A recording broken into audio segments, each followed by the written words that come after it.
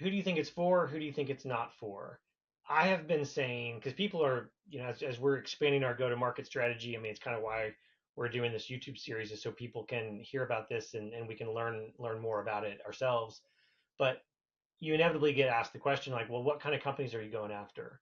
And I've been Mhm. saying, you know, 5 to 50 million SMBs, private equity backed helps because of the amount of pressure on that transparency and on that scale, but it doesn't have to be private equity backed.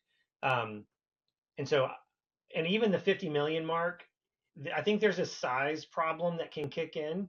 I actually know another Notion consultancy, and whoa, let me stop for a second.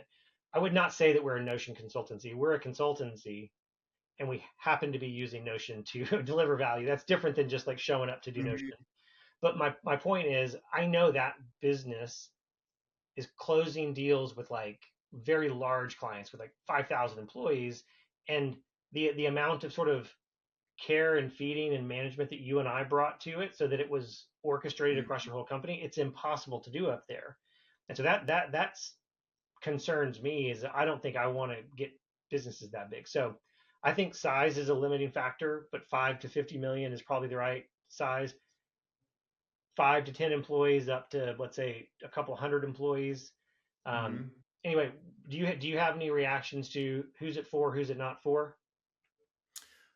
I think those are good lenses to look at the market through, where I think there can be a really good benefit to those types of companies.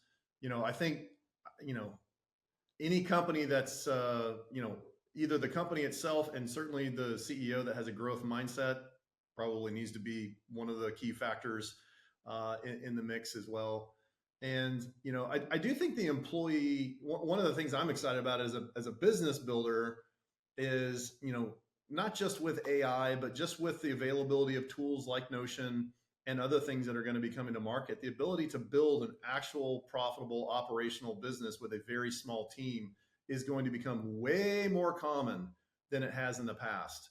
And that's exciting for me as a business builder and an investor, because now I think these SMB small businesses we can actually keep a small team and grow it by 10, 20, 30 times and not have to radically grow the size of the team because of a lot of these tools that we can bring to market. So I do think it's best suited for that.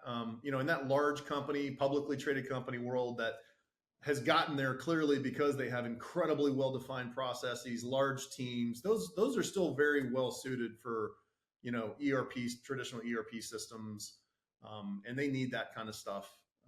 But I think for the SMBs and the companies of sizes that you mentioned, that it needs to be considered for sure.